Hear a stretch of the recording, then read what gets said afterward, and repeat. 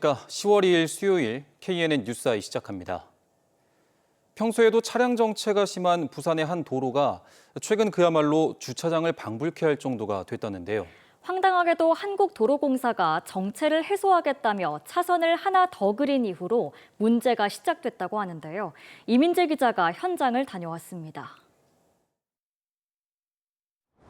낙동강을 건너 부산 강서구와 북구를 잇는 덕천나들목 인근 고속도로가 꽉 막혔습니다. 퇴근길마다 막히는 상습 정체 구간이긴 하지만 얼마 전부터는 그야말로 주차장을 방불케 합니다. 3차선 가는 길이 막히다 보니 1, 2차선으로 못 들어갔죠. 그래서 1시간 정도 보통 제가 소요했는데 1시간 20분 정도까지 많이 밀려서 많이 불편했습니다. 문제는 한 달 전 한국도로공사가 고속도로 차로를 하나 늘린 뒤부터 시작됐습니다. 2개에서 3개로 차로를 늘리면서 강변에서 올라오는 차량의 합류가 어려워진 겁니다. 차량 분산으로 인한 정체 해소를 기대했지만 차로 변경 구간이 짧아지면서 오히려 정체만 더 심해졌습니다. 관련 민원이 따르자 한국도로공사는 여기 보이는 것처럼 일부 차로를 임시로 막아 도로를 원상복구했습니다. 하지만 여전히 문제는 해결되지 않고 있습니다. 원래라면 덕천 방면으로 갈 땐 직진만 하면 되던 합류 차량들도 이젠 무조건 차로 변경을 해야 해 병목 현상이 생기는 겁니다. 차선이 아예 원상복구가 된 건 아니니까 차선을 결국 2개 바꿔야 되긴 하거든요, 아직까지. 그러다 보니까 아주 완전히 해소가 됐다라고 보기엔 조금 어렵고. 전문가들은 차로 증설 설계부터 잘못된 것 아니냐고 지적합니다.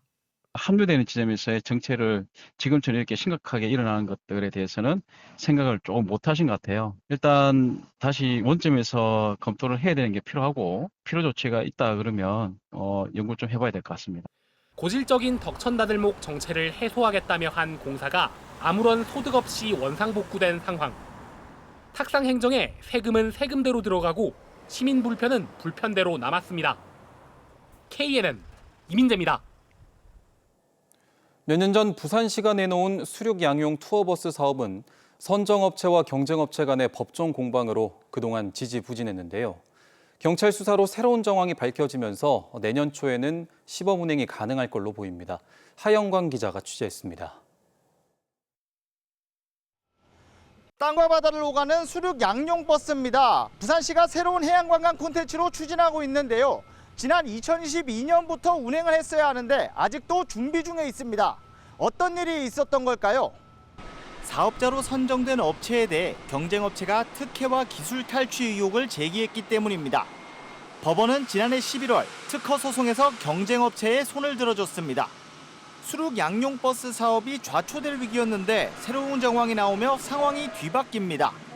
알고 보니 경쟁업체 대표가 선정업체의 제작 공정을 몰래 촬영한 것이 경찰 수사 결과 드러난 겁니다.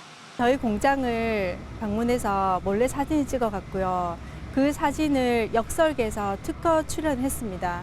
그리고 저희한테 오히려 소장을 걸어왔습니다. 이번 경찰 수사를 통해서 그 증거물을 확보하게 되었습니다. 선정업체는 경쟁업체의 특허를 취소해달라는 소송을 제기했습니다.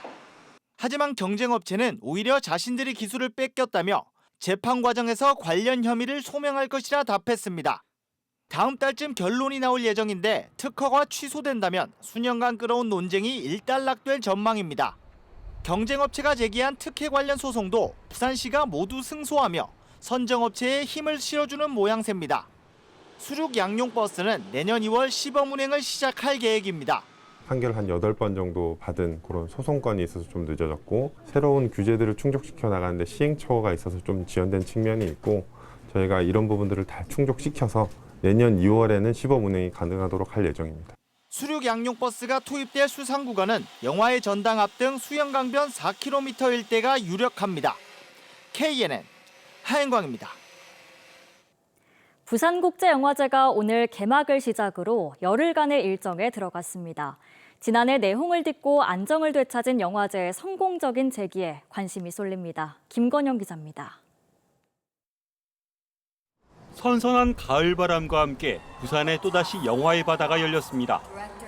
유명 배우들과 감독들의 레드카펫 등장이 제29회 부산국제영화제의 시작을 알립니다. 올해 초 새 집행부 출범 이후 처음 열리는 영화제.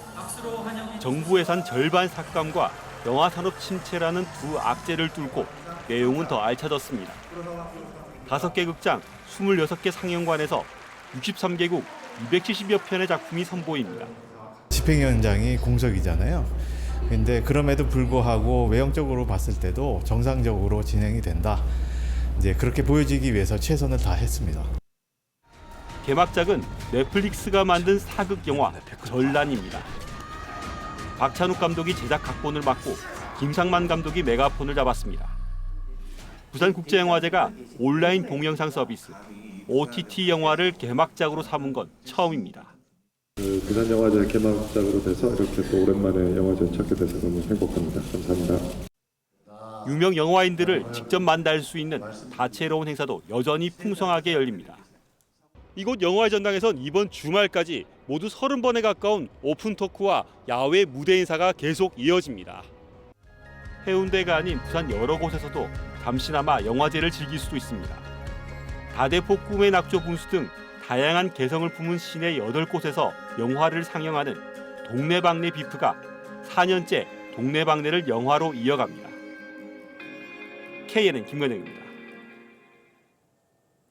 세계적인 공룡 발자국 화석지인 경남 고성에는 공룡 엑스포가 돌아왔습니다. AI 공룡 체험 등 더욱 풍성해진 콘텐츠가 펼쳐지고 있는데요. 전국 각지에서 관람객들이 몰리고 있습니다. 박명선 기자가 현장에 다녀왔습니다. 화려한 의상과 현란한 안무가 돋보이는 무용단의 퍼레이드가 펼쳐집니다. 무용단을 뒤따라오는 공룡 모형은 관람객들의 눈길을 사로잡습니다. 2024 고성 공룡 세계 엑스포가 공룡과 나라는 주제로 돌아왔습니다. 실제 같은 대형 공룡 모형이 곳곳을 메웠습니다. 여기 와보니까 진짜 공룡 같은 그 모형들도 너무 많고 다채로운 프로그램도 많아서 이제 정말 좋은 것 같습니다. 세계 3대 공룡 발자국 화석지인 경남 고성에서 빼놓을 수 없는 화석 전시, 공룡 화석 발굴 체험 등이 펼쳐지고 있습니다. 매년 오고 있는데 매년 올 때마다 점점 컨텐츠가 좋아지더라고요. 그래서 아이가 좋아하는 공룡 보여주러 왔고, 그리고 주라기 공원을 아주 좋아하는데 주라기 공원에 있는 공룡들이랑 정말 비슷해요. 엑스포에 꽂힌 퍼레이드의 규모도 커졌고 가상현실 등을 이용한 다양한 체험 콘텐츠가 새롭게 등장했습니다. 특히 생성형 AI 공룡 체험은 관람객들이 공룡과 직접 대화하며 살아있는 공룡과 소통하는 것 같은 느낌을 줍니다. 지난해와 달리 최첨단 기술을 도입을 했습니다. 그래서 생성형 AI 공룡뿐만 아니라 움직이는 공룡 라이브 쇼가 있습니다.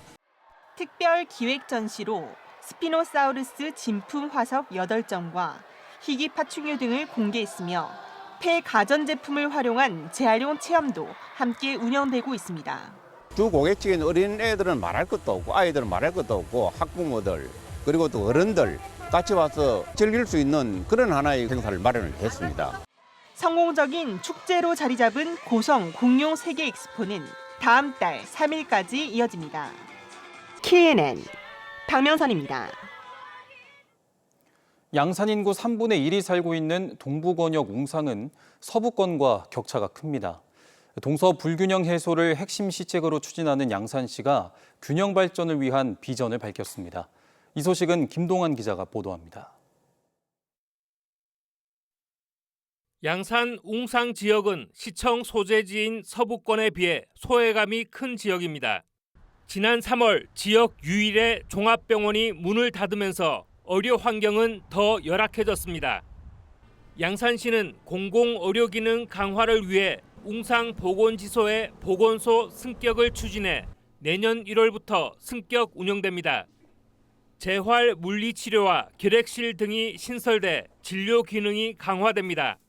예산과 인력 규모가 증가되어 다양한 분야의 의료 인력이 확보되어 기본 의료 서비스 이용 후 접근성을 향상하고 폐야강 개발 등 동부 권역인 웅상 지역 발전을 통한 동서 격차 해소가 양산의 핵심 시책입니다. 폐야강변 빈라인 및 교량하부 문화공간 조성공사는 25년 준공하여 어두운 웅상 이미지에서 벗어나겠습니다. 동부권 웅상 지역을 새로 재편하는 비전도 제시됐습니다. 경찰서와 소방서 등을 갖춘 동부 행정타운 조성입니다. 양산시는 광역교통망 확충을 위한 지방도 1028호선의 국도 승격과 부산, 양산, 울산을 잇는 광역철도 조기 건설에 행정력을 집중할 계획입니다. 여러 가지 인프라의 개선 이런 부분들은 획기적으로 달라져 가고 있습니다만은 주거 환경에 대한 개선은 우리가 리뉴얼을 하면서라야지만이 만들어지게 되는 것입니다.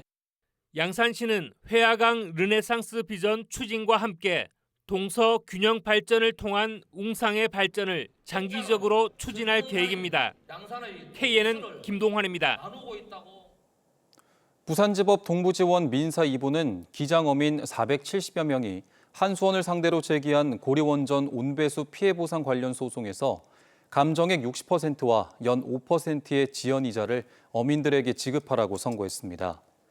20여 년째 어민들과 한수원의 갈등이 이어지고 있으며 두 차례 관련 용역이 진행된 가운데 1심은 피해 보상 범위가 더 넓게 인정된 어민들이 주장하는 전남대 용역 결과에 손을 들어준 판결입니다. 어민들과 한수원은 판결문이 공개되면 항소 여부를 결정하겠다고 밝혔습니다. 지난 10년 동안 경남에서 청년 11만 2천여 명이 일자리 등을 찾아 다른 도시로 떠난 것으로 집계됐습니다. 한국고용정보원에 따르면 경남의 청년 인구는 지난 2014년 87만 8천여 명에서 지난해 76만 6천여 명으로 12.8% 감소해 전국에서 네 번째로 감소폭이 컸고 부산도 지난 10년 사이 청년 인구가 8.2% 줄어든 걸로 나타났습니다. 부산시가 추진하는 글로벌 허브도시 특별법의 통과를 촉구하는 서명운동에 한 달여 만에 138만 명이 참여했습니다. 부산시는 시 현안과 관련된 서명운동 가운데 이번에 가장 단기간에 100만 명을 돌파했다며 시민들의 염원이 큰 만큼 올해 안에 특별법이 통과될 수 있도록 추진하겠다고 밝혔습니다. 또 글로벌 허브도시 특별법 통과에 힘을 보태기 위해 부산시와 한국노총 부산지역본부, 부산고용노동청 등 노사민정 대표자 300여 명은 결의대회를 열고 특별법 제정을 촉구하는 결의문을 채택했습니다. 국토교통부가 부산 사상구 도시철도 사상하단선 209 공사 현장을 특별 점검했습니다. 국토부는 지난달 21일 차량 2대가 빠진 대형 땅꺼짐 현장을 중심으로 지하 안전관리와 사고조사 현황을 살펴봤으며 추가 피해를 막기 위한 대책도 함께 논의했습니다.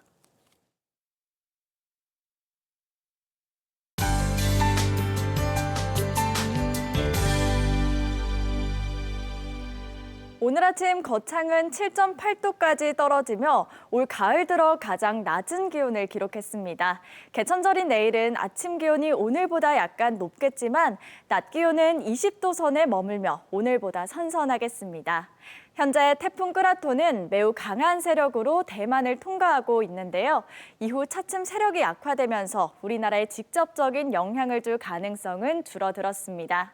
다만 태풍의 수증기가 찬 공기와 충돌하면서 비가 내리겠는데요. 내일 새벽 부산과 남해안을 시작으로 비가 시작되겠고 오전 중에 내륙까지 확대가 되겠습니다. 또 내일 새벽 부산과 거제에는 강풍 예비특보가 내려진 가운데 바람이 매우 강하게 불겠습니다. 내일 전국적으로 아침 기온이 낮아서 쌀쌀하겠고요. 전국 곳곳에 비가 내리겠습니다. 내일 아침 기온 오늘보다 높게 출발하겠고요.